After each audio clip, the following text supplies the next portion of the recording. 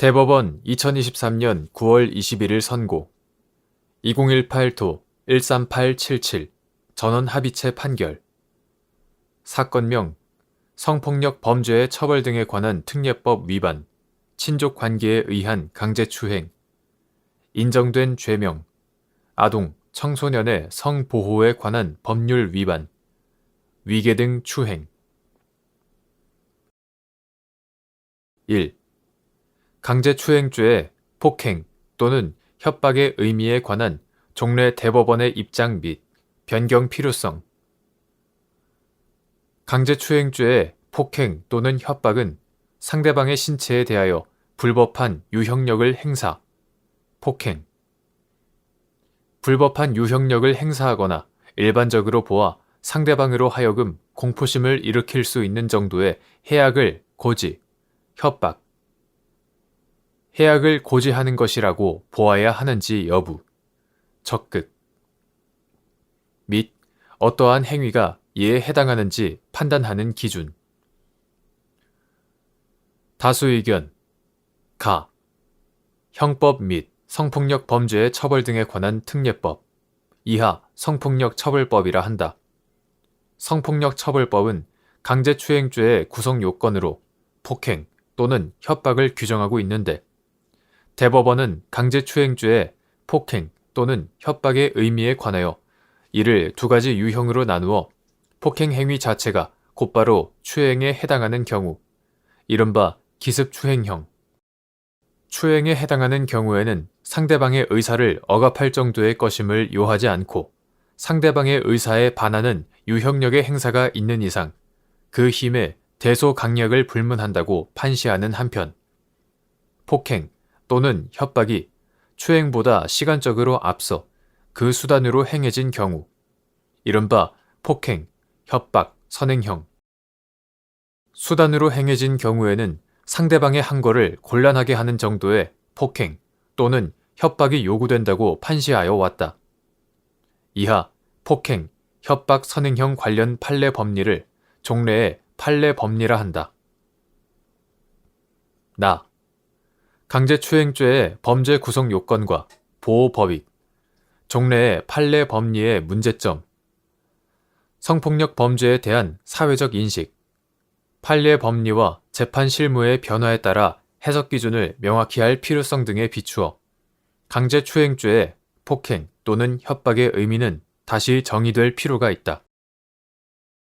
강제추행죄의 폭행 또는 협박은 상대방의 항거를 곤란하게 할 정도로 강력할 것이 요구되지 아니하고 상대방의 신체에 대하여 불법한 유형력을 행사, 폭행, 불법한 유형력을 행사하거나 일반적으로 보아 상대방으로 하여금 공포심을 일으킬 수 있는 정도의 해악을 고지, 협박, 해악을 고지하는 것이라고 보아야 한다. 구체적인 이유는 다음과 같다.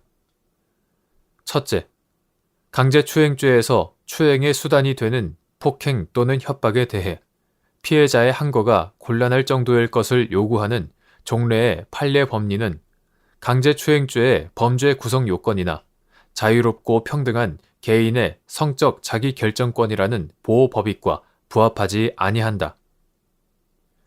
형법 제298조 및 성폭력처벌법 제5조 제2항 등 강제추행죄에 관한 현행 규정은 폭행 또는 협박으로 사람에 대하여 추행을 한 자 또는 폭행 또는 협박으로 사람을 강제추행한 경우 이를 처벌한다고 정하고 있을 뿐 폭행, 협박의 정도를 명시적으로 한정하고 있지 아니하다. 강제추행에서 강제의 사전적 의미는 권력이나 위력으로 남의 자유의사를 억눌러 원하지 않는 일을 억지로 시키는 것으로서 반드시 상대방의 항거가 곤란할 것을 전제로 한다고 볼 수 없고 폭행, 협박을 수단으로 또는 폭행, 협박의 방법으로 동의하지 않는 상대방에 대하여 추행을 하는 경우 그러한 강제성은 구현된다고 보아야 한다. 강제추행죄는 개인의 성적 자기결정권을 보호법익으로 한다. 종래의 판례 법리는 피해자의 항거 곤란이라는 상태적 개념을 범죄 구성 요건에 포함시켜 폭행 또는 협박의 정도가 일반적인 그것보다 더 높은 수준일 것을 요구하였다. 그에 따라 강제추행죄가 성립하기 위해서는 높은 수준의 의사 억압 상태가 필요하다고 보게 되고, 이는 피해자가 실제로 어떠한 항거를 하였는지 살펴보게 하였으며, 반대로 항거가 없었던 경우에는 그러한 사정을 이유로 성적 자기결정권의 침해를 부정하는 결과를 초래하기도 하였다. 하지만 이와 같이 피해자의 항거 곤란을 요구하는 것은 여전히 피해자에게 정조를 수호하는 태도를 요구하는 입장을 전제하고 있다고 볼 수 있고, 개인의 성적 자유 내지 성적 자기결정권을 보호 법익으로 하는 현행법의 해석으로 더 이상 타당하다고 보기 어렵다. 둘째, 강제추행죄에서 폭행 또는 협박은 형법상 폭행죄 또는 협박죄에서 정한 폭행 또는 협박을 의미하는 것으로 분명히 정의되어야 하고, 이는 판례 법리와 재판 실무의 변화에 비추어 볼 때 법적 안정성 및 판결에 대한 예측 가능성을 높이기 위하여도 필요하다. 그동안 대법원은 개별적, 구체적인 사건에서 강제추행죄의 성립 요건이나 피해자 진술의 신빙성 등을 심리하면서 고려해야 할 판단 기준과 방법에 관하여 판시하여 왔다. 또한 근래의 재판 실무는 종래의 판례 법리에도 불구하고 가해자의 행위가 폭행죄에서 정한 폭행이나 협박죄에서 정한 협박의 정도에 이르렀다면 사실상 상대방의 항거를 곤란하게 할 정도라고 해석하는 방향으로 변화하여 왔다.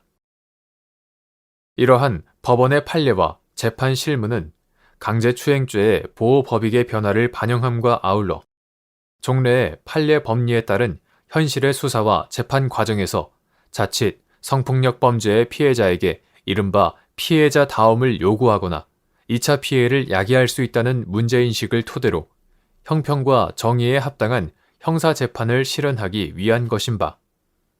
한편 그로 인하여 강제추행죄의 구성 요건으로 피해자의 항거가 곤란할 정도의 폭행 또는 협박을 요구하는 종래의 판례 법리는 그 의미가 상당 부분 퇴색하였다. 그렇다면 이제 범죄 구성 요건의 해석 기준을 명확히 함으로써 사실상 변화된 기준을 적용하고 있는 현재의 재판 실무와 종래의 판례 법리 사이의 불일치를 해소하고 오해의 소지와 혼란을 방지할 필요가 있다. 셋째, 강제추행죄의 폭행 또는 협박의 의미를 위와 같이 정의한다고 하여 위력에 의한 추행죄와 구별이 불분명해지는 것은 아니다. 위력에 의한 추행죄에서 위력이란 사람의 자유의사를 제압하거나 혼란하게 할 만한 일체의 세력을 말하는 것으로 유형적이든 무형적이든 묻지 아니하는 바, 이는 강제추행죄에서의 폭행 또는 협박과 개념적으로 구별된다. 그리고 형법 및 성폭력처벌법 등은 미성년자, 심신미약자, 신체적인 또는 정신적인 장애가 있는 사람, 피보호자, 피감독자, 아동, 청소년을 위력으로 추행한 사람을 처벌하는 규정, 형법 제302조, 성폭력처벌법 제6조 제6항, 제7조 제5항, 제10조 제1항, 아동 청소년의 성보호에 관한 법률 제7조 제5항, 위력으로 추행한 사람을 처벌하는 규정을 두고 있는 바, 위력에 의한 추행죄는 성폭력 범행에 특히 취약한 사람을 보호 대상으로 하여 강제추행죄의 폭행 또는 협박과 다른 위력을 범행수단으로 한 성적 침해 또는 착취 행위를 범죄로 규정하여 처벌하려는 것이다. 이러한 위력과 폭행, 협박의 개념상 차이, 위력에 의한 추행죄와 강제추행죄의 구성요건, 각 보호법익과 체계 등을 고려하면 위력에 의한 추행죄에서 위력은 유형력의 대상이나 내용 등에 비추어 강제추행죄의 폭행 또는 협박에 해당하지 아니하는 폭행, 협박은 물론 상대방의 자유의사를 제압하거나 혼란하게 할 만한 사회적, 경제적, 정치적인 지위나 권세를 이용하는 것을 포함한다. 따라서 강제추행죄의 폭행 또는 협박의 의미를 종래의 판례 법리와 같이 제한 해석해야만 위력과 구별이 용이해진다고 볼 수는 없다. 다. 요컨대 강제추행죄는 상대방의 신체에 대해 불법한 유형력을 행사하거나 상대방으로 하여금 공포심을 일으킬 수 있는 정도의 해악을 고지하여 상대방을 추행한 경우에 성립한다. 어떠한 행위가 강제추행죄의 폭행 또는 협박에 해당하는지 여부는 행위의 목적과 의도, 구체적인 행위 태양과 내용, 행위의 경위와 행위 당시의 정황, 행위자와 상대방과의 관계, 그 행위가 상대방에게 주는 고통의 유무와 정도 등을 종합하여 판단하여야 한다. 대법관 이동원의 별개 의견. 폭행, 협박 선행형의 강제추행죄에서 폭행 또는 협박의 정도에 관하여 상대방의 한 거를 곤란하게 하는 정도의 폭행 또는 협박이 요구된다고 판시한 종래의 판례 법리는 여전히 타당하므로 그대로 유지되어야 한다. 다수 의견과 같이 강제추행죄의 처벌 범위를 확대하는 해석론은 사회적 공감대가 형성된 후 국회의 입법 절차를 통하여 해결한 것이 바람직하다. 그 이유는 다음과 같다. 첫째, 종래의 판례 법리는 형사법 문헌과 체계에 부합한다. 강제추행죄의 폭행 또는 협박의 정도에 관하여 상대방의 한 거를 곤란하게 하는 정도로 제한 해석해야 단순 추행죄, 위력에 의한 추행죄와 분명한 구별이 가능하고 준 강제추행죄의 한거 불능과도 균형이 맞는다. 둘째, 종래의 판례 법리는 피해자의 현실적 저항을 요구하거나 2차 피해를 야기하는 법리가 아니다. 설령 강제추행 피해자에 대한 조사, 심리 과정에서 2차 피해를 야기할 위험성이 있다고 하더라도 현행법상의 제도 등을 적극 활용함으로써 그 문제를 해결하여야 하는 것이지 이를 이유로 범죄 구성 요건의 내용을 달리 정할 것은 아니다. 셋째, 종래의 판례 법리는 대법원이 수십 년 동안 반복적으로 선언한 법리로서 학계의 지지를 받고 있고 종합판단기준설의 발전적인 해석을 통하여 구체적 타당성을 도모할 수 있는 법리이다. 판례를 변경하려면 이를 정당화할 명확한 근거가 있어야 한다. 다수 의견의 논거는 이에 미치지 못하고 있다. 넷째, 종래의 판례 법리를 전제로 성폭력 처벌법 등 특별법에서 일정한 유형의 강제추행에 대해 중범죄로 가중처벌하고 있다. 성범죄 피해자 보호를 입법을 통하여 해결하지 않은 채 다수 의견과 같이 해석으로 폭행, 협박의 정도를 완화할 경우 위 특별법과의 체계상 정합성에 지장을 초래하고 죄형 법정주의나 형벌 불소급의 원칙에 실질적으로 어긋날 우려가 있다. 2. 피고인이 자신의 주거지 방안에서 사촌 친족 관계인 피해자, 갑, 여, 15세. 피해자 갑의 학교 과제를 도와주던 중 갑을 양팔로 끌어안은 다음 침대에 쓰러뜨린 후 갑의 가슴을 만지는 등 강제로 추행하였다는 성폭력 범죄의 처벌 등에 관한 특례법 위반, 친족관계에 의한 강제추행, 성폭력 범죄의 처벌 등에 관한 특례법 위반의 주의적 공소사실로 기소된 사안에서 당시 피고인의 행위는 갑의 신체에 대하여 불법한 유형력을 행사하여 갑을 강제추행한 것에 해당한다고 볼 여지가 충분하다는 이유로 이와 달리 피고인의 행위가 갑의 한 거를 곤란하게 할 정도의 폭행 또는 협박에 해당하지 않는다고 보아 위 공소사실을 무죄로 판단한 원심의 조치에 법리 오해 등의 잘못이 있다고 한 사례.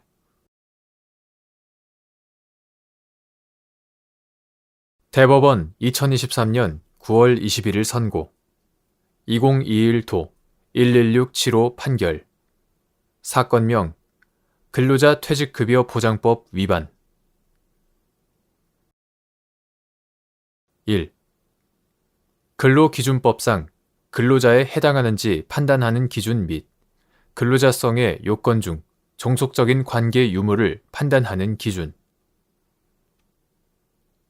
근로기준법상의 근로자에 해당하는지 여부는 계약의 형식이 고용계약인지 도급계약인지보다 그 실질에 비추어 근로자가 사업 또는 사업장에 임금을 목적으로 종속적인 관계에서 사용자에게 근로를 제공하였는지 여부에 따라 판단하여야 하고, 여기에서 종속적인 관계가 있는지 여부는 업무 내용을 사용자가 정하고 취업 규칙 또는 복무, 인사, 복무 규정 등의 적용을 받으며 업무 수행 과정에서 사용자가 상당한 지휘, 감독을 하는지, 사용자가 근무 시간과 근무 장소를 지정하고 근로자가 이에 구속을 받는지, 노무 제공자가 스스로 비품, 원자재나 작업도구 등을 소유하거나 제3자를 고용하여 업무를 대행케 하는 등 독립하여 자신의 계산으로 사업을 영위할 수 있는지,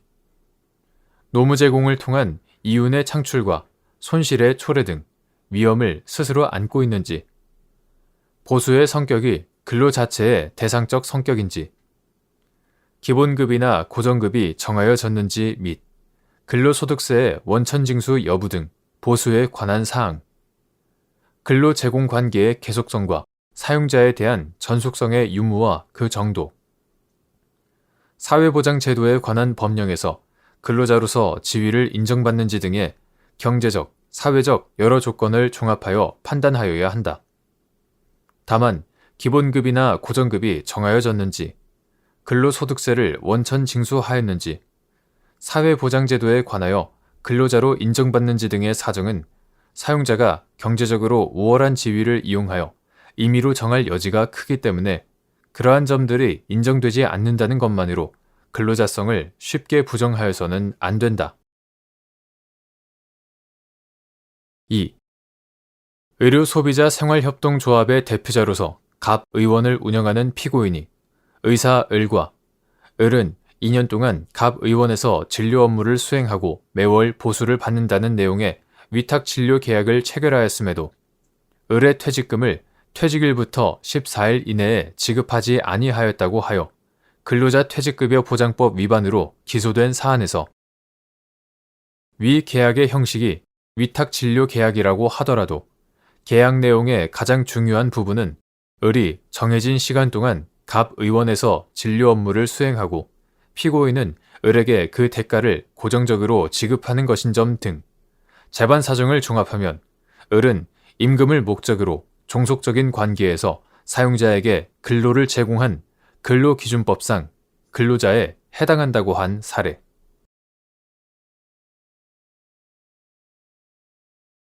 대법원 2023년 9월 21일 선고 2022도 8459 판결 사건명 입찰방해.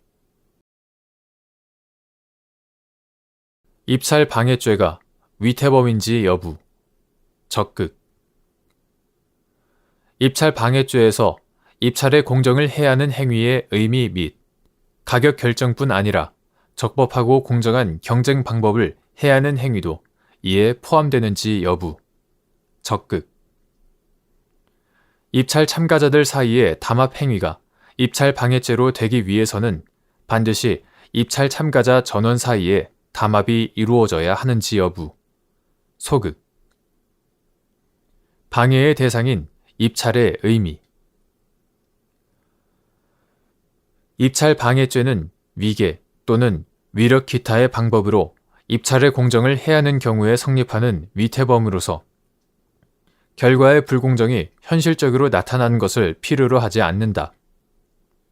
여기서 입찰의 공정을 해하는 행위란 공정한 자유 경쟁을 방해할 염려가 있는 상태를 발생시키는 것, 즉 공정한 자유 경쟁을 통한 적정한 가격 형성에 부당한 영향을 주는 상태를 발생시키는 것으로 그 행위에는 가격 결정뿐 아니라 적법하고 공정한 경쟁 방법을 해하는 행위도 포함되고 입찰 참가자들 사이의 담합 행위가 입찰 방해죄로 되기 위하여는 반드시 입찰 참가자 전원 사이에 담합이 이루어져야 하는 것은 아니며 입찰 참가자들 중 일부 사이에만 담합이 이루어진 경우라고 하더라도 그것이 입찰의 공정을 해하는 것으로 평가되는 이상 입찰 방해죄가 성립한다.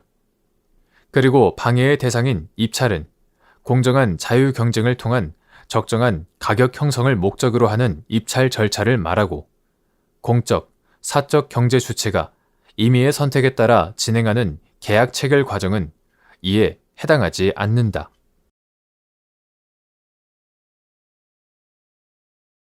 대법원 2023년 9월 27일 선고 2023도 6411 판결 사건명 스토킹 범죄의 처벌 등에 관한 법률 위반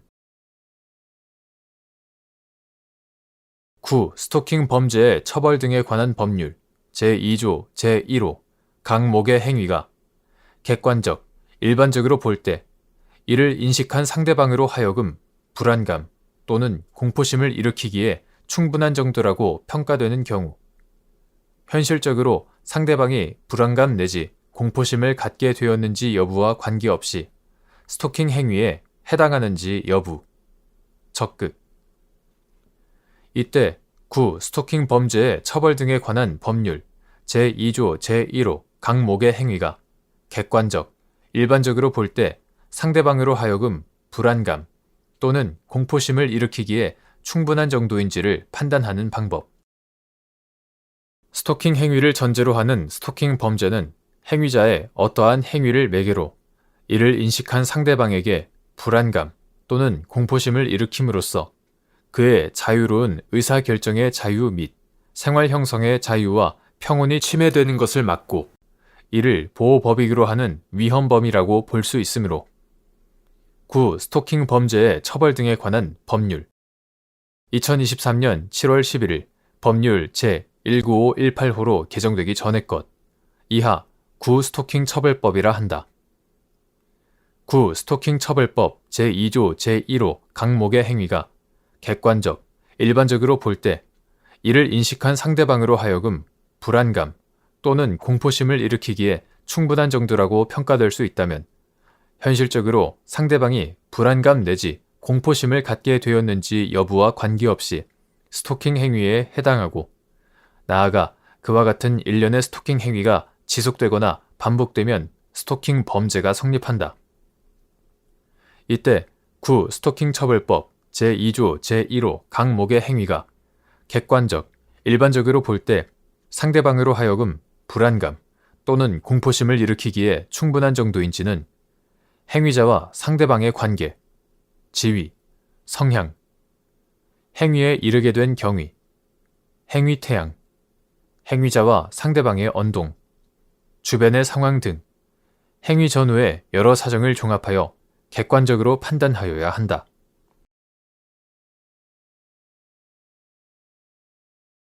대법원 2023년 9월 27일 선고 2023도 9332 판결 사건명 특정 경제범죄 가중처벌 등에 관한 법률 위반 배임 인정된 죄명 업무상 배임 등 1. 업무방해죄의 보호 대상이 되는 업무의 의미 업무방해죄의 보호 대상이 되는 업무라 함은 직업 또는 사회생활상의 지위에 기하여 계속적으로 종사하는 사무나 사업을 말하는 것으로 이러한 주된 업무와 밀접 불가분의 관계에 있는 부수적인 업무도 이에 포함된다. 2. 피고인들이 공모하여 이사회에서 급여 규정 일부 개정안에 대하여 허위로 설명 또는 보고하거나 개정안과 관련하여 허위의 자료를 작성하여 제시하였는데 위와 같은 행위로 위계로서 갑농협감사에 갑농협의 재산과 업무 집행 상황에 대한 감사, 이사회에 대한 의견 진술 등에 관한 업무를 방해하였다는 내용으로 기소된 사안에서 피고인들의 행위로 이사회에 출석하여 의견을 진술한 이사회 구성원 아닌 감사의 업무가 방해된 경우에 해당하지 않음에도 이와 달리 본 원심 판단에 법리 오해에 잘못이 있다고 한 사례